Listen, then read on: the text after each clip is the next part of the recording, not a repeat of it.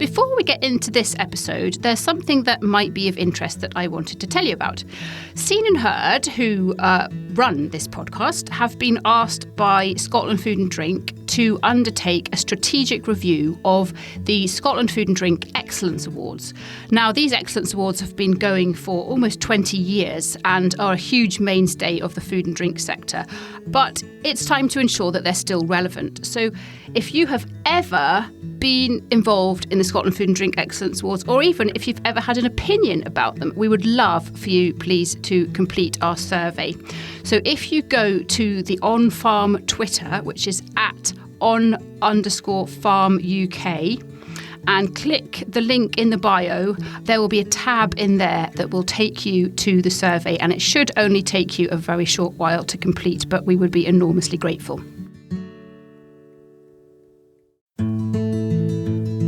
Hello, welcome to this episode of On Farm, the Food, Agriculture and Rural Matters podcast. You're joining me for the final episode of this series. We're going to take a summer break after this one and come back to you towards the end of August, basically.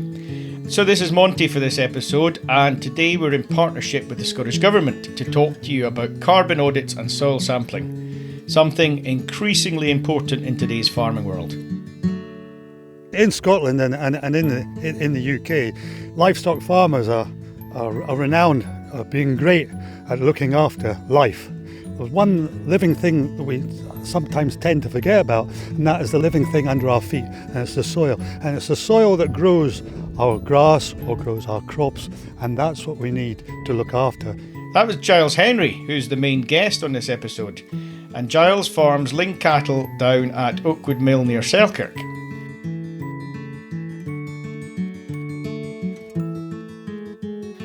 We're going to hear, as I say, much more from Giles later, because we paid him a visit for a chat about all of this soil sampling and carbon auditing stuff. I feel a bit guilty you're cutting a square out of this lovely grass. Well, one thing we can grow apart from grass is stones. So. Yes. We'll get there, we'll get this turned over. But before we get to Giles, we need to give you some background on policy and the Scottish Government side of things. So here with me to help with that is our on-farm producer, Dave. Hi, Monty. Yeah, it's a really big subject, this one, isn't it? And we know from all the people we've been speaking to recently that it's very much in people's minds and people's conversations how to, I guess, farm more sustainably. This is just one aspect of that, isn't it? But just a bit of background. Earlier this year, so we're talking about May 2022, the Scottish Government announced Track 1 of its National Testing Programme, or NTP, and that's called Preparing for Sustainable Farming. They say the aim of that, this kind of new support, is to help farmers, crofters and land managers to prepare to meet the future conditions of agricultural policy and support. Yeah, I get that, Dave, because really, we hear that, future support mechanisms could all be based on how we look after the soils and the environment, etc. But what does it mean in practice, and what how is it going to shape up? So what we've heard from the Scottish Government is the Preparing for Sustainable Farming scheme provides funds, government money basically, to carry out carbon audits and soil sampling on your land. It's all geared towards, in their words, having a resilient food system by supporting farmers and crofters to produce more of our food more sustainably. Essentially, you can get a payment of £500 towards having a carbon audit performed for your business. That's if you don't already have one, or if you've not had one done in the last 3 years. Soil analysis funding is also available, but in order to access that, you have to confirm that you've already done a carbon audit. So really the funding for the carbon audit comes first, and if you've got that in place, you can also then get help with your soil analysis. I'm going to guess that for most of the farming listeners to this podcast, this is all actually going to be good news, because I know, again, from chats and what have you, that this is something that farmers need to do, they want to do. They want to be on top of this because, well, for various reasons, environmental sustainability, but also to meet the requirements of their buyers, etc. So it's all going to be welcome. But there is also a wee bit of kind of, what does it actually mean if I've never done it before, etc. And we're going to come on to that. But the nuts and the bolts of the scheme that Dave's been talking about, basically, if you want to take advantage of the offer of help from ScotGov, you have to be a farming or crofting business. You have to have your active business reference number. Anyone who has a rural payments login for their existing schemes will have all of that already. But don't worry, we'll put a link to more information in the details for this episode. You'll find that in your podcast player. Right, that's the intro. So on with the main part of today's episode now. I went to visit Giles Henry at Oakwood Mill, and as you'll hear, he's a big fan of both carbon audits and soil sampling. Here we are at Oakwood Mill, just outside Selkirk, lying in the Ettrick Valley. The farm is actually adjacent to the meetings of the Ettrick and Yarra rivers.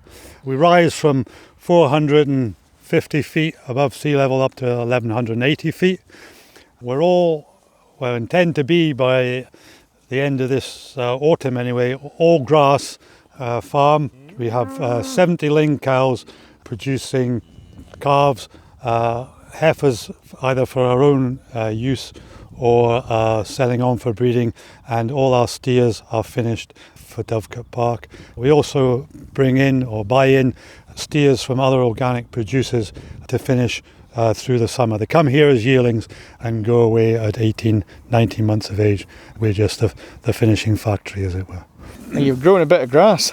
We're growing a bit of grass. Yeah, good. It's been a totally different season from the last 2 springs anyway. Yeah. We've just had grass right from day one. So we're here today because we're looking at soils and carbon. There's a new Scottish Government incentive out to encourage farmers, the new scheme anyway, to encourage farmers to audit their carbon and to sample their soils. That all maybe sounds a little bit like, where do we start with that?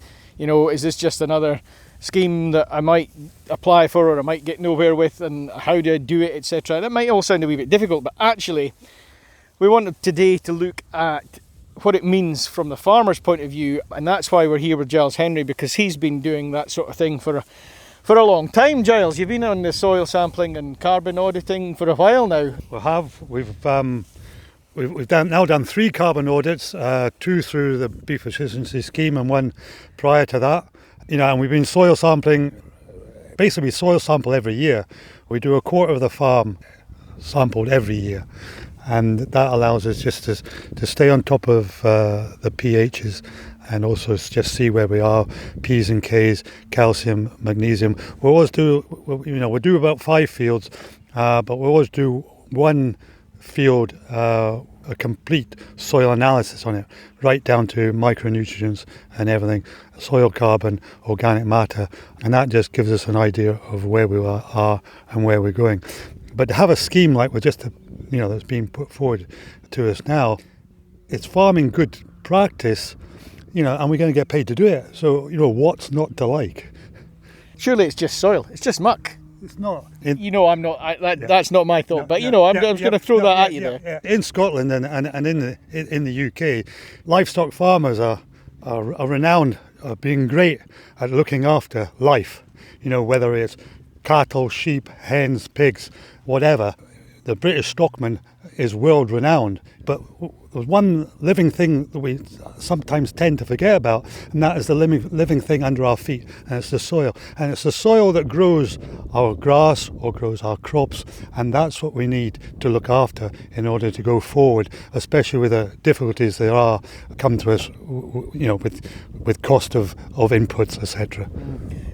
Obviously I am being flippant, but it is probably a true thing to say that it's not so much now, but go back 20 years, go back 10 years even, there wasn't really a lot of thought given to what was beneath the crop, as it were, on the average farm. No, very little, because the inputs allowed them to make up what they required in the way of nutrients for their crop out of a bag or out of a drum.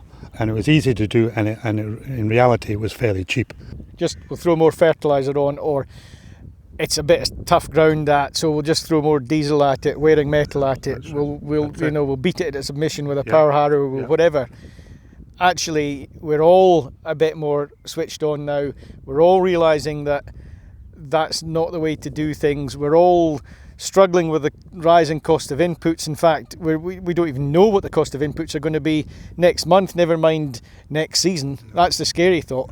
So really, this new scheme from Scottish Government is about allowing farmers to take a wee bit of control. Is that fair to say? Do you feel more in control because you know what's below your feet? Yeah, we are, and we know what we can do and what we can't do, and also whether we need to rest fields a bit more if we're running into a problem with them, or whether we can maybe tighten some of the grazing up, so we're putting a bit more natural manure onto a certain area, and make use of that in the best way we can. So what's been happening here then in this field? We've got some cows and calves, as we say.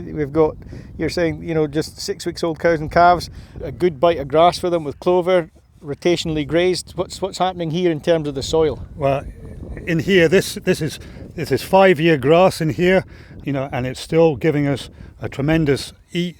We're on a 21-day rotation here, 8 paddocks, grazed for 3 days, and then the cows moved on, and then they just come back round again.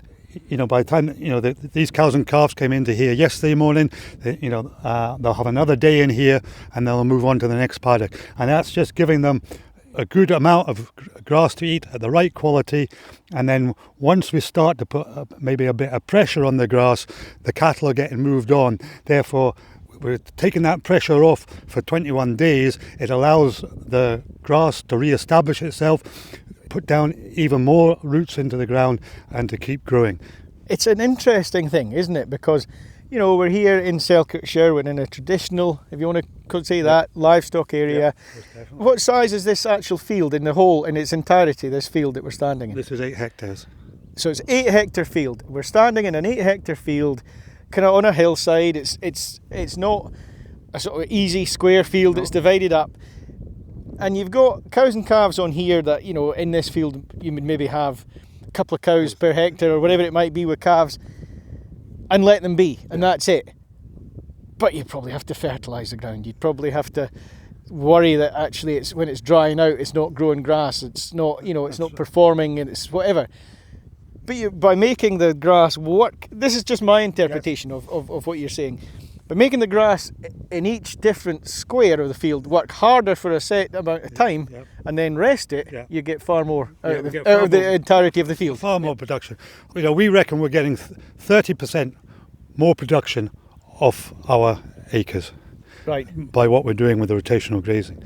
But we're also looking after the soil with that. Well, I was going to say because it's getting a rest. Yeah. And in the previous, 2 or 3 late springs we've had, if we'd put these cows and calves into here in the 1st of April, as these ones have done this year, this field would have been cleared by the middle of April, and there wouldn't be any growth again back in here until late into May, because the last 2 Aprils previous to this have been that cold, and there just hasn't been growth, and this field would be taken off, and we'd be worrying what the cow was going to eat to put milk in the bag to feed these calves.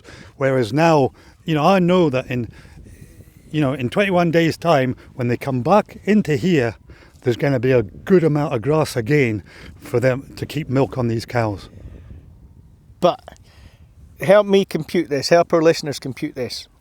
You get the maximum out of this field because you've divided it up, and you get the maximum out of each little square. But surely to do that, you're actually sucking more out of the soil. You're using up what the soil's got to offer in a very intensive time, and help me to get this right. You're basically, you're mining the soil, as it were. Where we are, but it's getting a chance. If you eat this right down to its bare, it's got no solar panels in order to push roots down, because you've eaten all the solar panels. Right? If this field was getting grazed really low, the leaves or the solar panel is disappearing. and therefore, the plant gets its energy from the sun, from daylight, photosynthesis, but it needs leaf to do that. It needs its solar panel. So the more solar panel you've got, it can then put some of that energy into getting down and putting more roots down to get hold of more nutrients to keep those solar panels going. And essentially, actually, more roots equals more organic matter, basically equals more carbon into the soil, which is what we're going to come on to. There's more carbon, and with the more roots you have, it's opening the soil up. So the water's getting into the soil rather than the water running off, down the side of the field or whatever, or into drains. It's getting down into the soil, and then the soil, the soil root matter can then hold that moisture as well. So it's a win-win, on both sides. So it's a win-win in terms of the plant, and it's a win-win in terms of the soil, but it's still very important that you understand the impact you're having on the soil, and that you can assess that, and that you can keep on top of that, so that it helps you make decisions. That's where soil sampling comes in. You've been involved in soil sampling for a number of years now, as you say. We've been soil sampling here for 25 years, and we do that on a rotational basis around the farm, 5 fields every year. We're basically 20 fields, so we're around in that time, and we can see what we have in the terms of pH, P's, K's, magnesium and calcium. And then one of those fields we'll do a complete soil analysis on, and that's going right down to micronutrients in the soil, carbon capture, and also organic matter. Give me an idea of, I suppose, a kind of cost-benefit idea of that. We're talking about the new government scheme where you can apply for funding to do the soil sampling, but give me an idea, because you've been doing it off your own back for, as you say, 20-25 years. Give me an idea of the annual cost to doing this quarter of the farm, as it were, and what benefits you see coming from that. We're probably spending at the moment about £200 to £250 a year on soil sampling. That main sample we do, going right down to the micronutrients, that's costing us nearly £90 just for that one field. But we're not doing the whole lot of that. So between our time of doing and getting the samples back and analysis and everything, it's costing us between £200 and £250, which for us, when we're not putting any artificial manure on, with being organic, that allows us to see that we can make use of the animals on the farm to maybe try and balance up some of anything we're missing out on. But what we have found over the years is that we're keeping our pHs between 6.2 and 6.5, and what we tend to find on this farm, apart from one or two difficult fields, as we may call them, if the pH is that level, the P's and K's tend to look after themselves. It's almost, at that sort of level of cost, it's almost a negligible cost for the benefits that you're probably getting in terms of maintaining potential in grass growth and forage crop growth and what have you. Yeah, it is. This year, for the first time, we've actually done some soil sampling using GPS. Mm-hmm. This is so we can use variable spreading of lime. Yep. So we've identified areas in every field where, for one reason or another, maybe where stock lie longer, or where there's been something in the past in that field where the P's and K's can vary over the whole field. By using variable spreading, we can probably save ourselves, if we were buying 100 tonne in a normal year, by doing variable spreading, we could only probably just get away with 80 tonne because of the variable spreading. Yeah. So again, it's just another way of looking at it and using kind of technologies, etc., to make things a bit more efficient. That's right. It has to. You've brought your spade with us, Giles, and do you want to just have a wee prod around and have a look? Because I'll tell you one thing that I'm interested in, and when you talk about life, I think the first indicator of that is wriggly worms and what have you, isn't it? So we want to have a wee look and see what's actually in this field. One thing we can grow. Mind, I feel a bit guilty. You're cutting a square out of this lovely grass. Well, one thing we can grow apart from grass is stones. So Yes. We'll get there. We'll get this turned over. Here's a worm there. That's a big one. That's a big worm. Be a fairly old worm, that. Yeah. was getting there's a younger one there. Yeah. You know, we take a spade with us quite a lot just to see what our soil's like in various fields, especially if we're having problems. But you know, as soon as you see this, you know, we're getting vertical cracks. Yep. So that's good because the roots are getting down and water infiltration will be good. You know, occasionally there's a bit there, a bit horizontal, which you don't really want, but you know, we smell it as well. And you want it smelling fresh. You don't want it smelling sour and yeah. And it smells of nice soil. Yeah, that's just what No, we need. it has you know, and there's probably 4-5 inches of root depth. How long's this grass been down? It's 5 years. Yeah. Yeah. A lot of root mass in that. Yeah. No, but that's just what we're looking for. You know, if these roots are getting down, we've seen over the years, you know, some of my neighbours have often said, you know, oh, you seem to have greener fields than other people have, Giles. And I said, well, I think it's because we're not putting nutrients on the top, you know, the crop's having to look for nutrients. Yep. And the roots go deeper to get the nutrients, they're also getting the moisture as well. Yep. And we just tend to say a bit greener, it kind of saves us in the drought. I'll just shove them stones underneath. You know, on that, when you see stones like that and you can see where we are on the edge of kind of more sort of heather hills and what have you, your soil is quite thin. It is. You were not talking about deep topsoil and what have you. So you're really needing to look after and get the most from that sort of top 5-6 inches, really, aren't you? Yeah, we are. You know, we've got to look after that, you know, because, you know, the number of stones that we can lift, you know, if we're reseeding a field, we can probably lift 20 tonne of stones. Because you want to lift them, you don't want them, you know. Keeps you fit, Giles. Keeps us fit. So, carbon audits then, because carbon's the next stage, isn't it? You know, soil sampling, and your soil sampling for all the things you're talking about, and pH in particular. But it really all comes down to when we're really looking at sort of sustainability in agriculture and these new government schemes to encourage us to be more sustainable. It comes down to what we're doing with carbon, and if we're capturing carbon, if we're sequestering carbon, it's all about that. And you've been involved in that as well, haven't you? Yeah, we have. You know, we've done 3 carbon audits over the years. We did 2 within the beef efficiency scheme, but we did 1 prior to that a number of years ago. You know, just to see where we were really. All our carbon auditing has been done through an SAC program called Agriculc. And I think this is the main one that seems to be taken on by agriculture up and down the UK now. Within that, you put into what you're producing in the way of animals on the farm, and then you also have to put in the number of hectares you have. In our case, the number of hedges as well.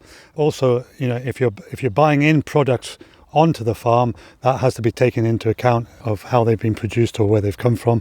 And then also if you're selling produce off the farm, that's all taken into account. So anything that's got a carbon footprint, as it were, is all put into this calculation, and then you end up at the end of the day with kilos of carbon that you're either positive or negative within your business. Was it painful to do?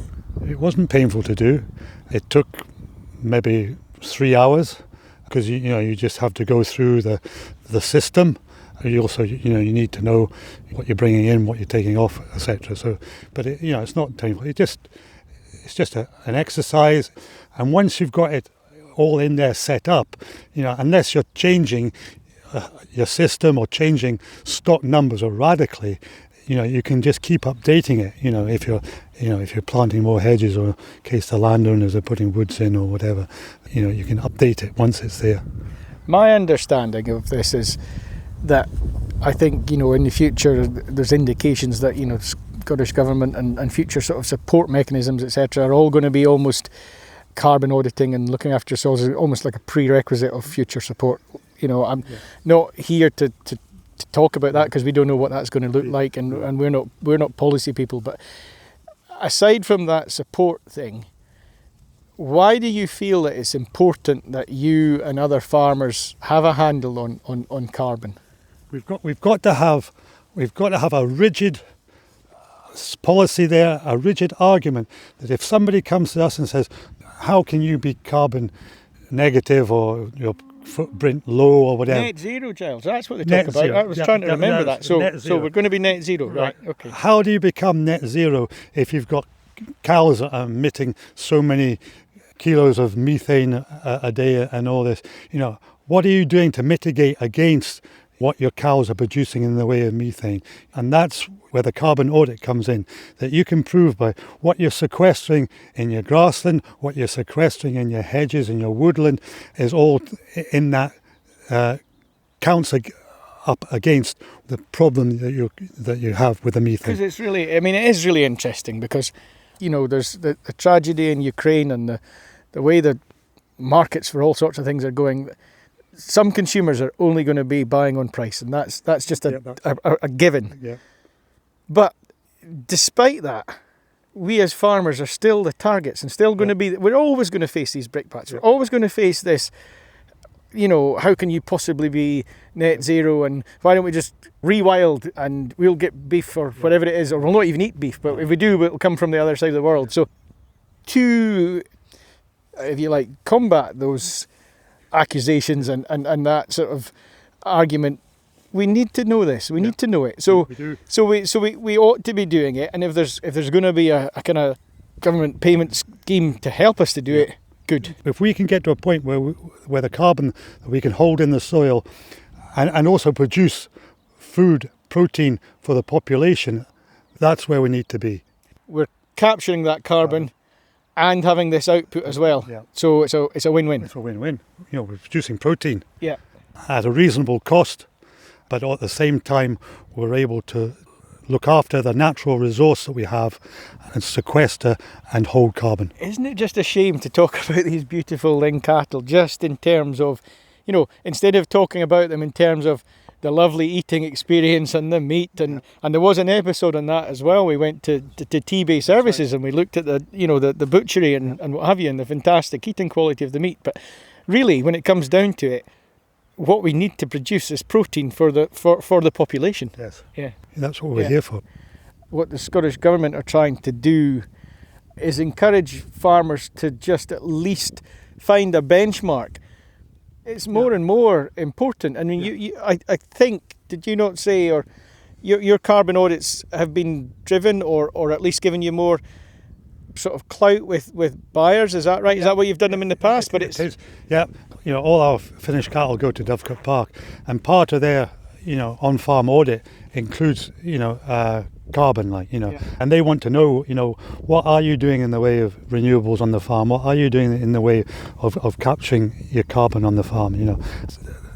The audit that they're putting forward is the audit that comes from the supermarket, and it's the customers in the supermarket that are asking about these things now. What is the farmer doing to mitigate against the methane that the cows we know are producing? We're doing the carbon audit. We know how much we're producing. I've seen, as a group I'm in, there's 5 of us in that group, 3 of who are organic, and we have at the moment we have the lowest carbon footprint out of those 5 people. Not by a lot, but we are low. Our organic matter is somewhere in the region of between 8 and 9% every time we're doing a test. And I've spoken to arable farmers, and their organic matter, in one case a farmer told me, was 1/4% is organic matter. I was trying to get my head around that for a second there, because again, no expert on this, but I think 8 or 9% sounds pretty impressive. Yeah, some of these folk that are onto the long grass grazing now and maybe resting longer than we do, they may be getting up into 10s, 12s, I think, But I think on the system we're looking, because we're looking for, both efficiency out of our ground, but efficiency out of our cattle as well, because we've got to produce something in a time span that provides the customer with quality in terms of eating, and it gives a good return to us at the same time. It's quite ironic. We're standing in this field of cattle talking about the carbon and methane emissions, and we're just about to interrupt this pod for an easy jet or whatever it is going overhead, probably heading to wherever, and right. we get a lot of brickbats thrown at us as farmers. We do an awful lot, and we're looking all the time just to try and dissipate what is being thrown at us, and we have used seaweed in the past as a general mineral, and keeping our cattle looking well.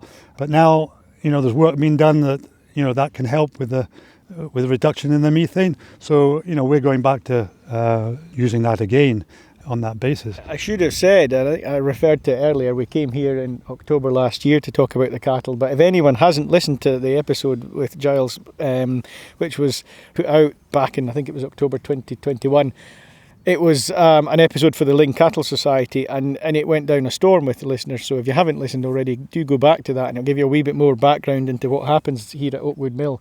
But today we're talking about soils and carbon, and it's a funny thing because you're obviously a major, we're talking about it, you can see and you're showing us, you're a major advocate of this, and it's something that you've been doing since before it was really a thing.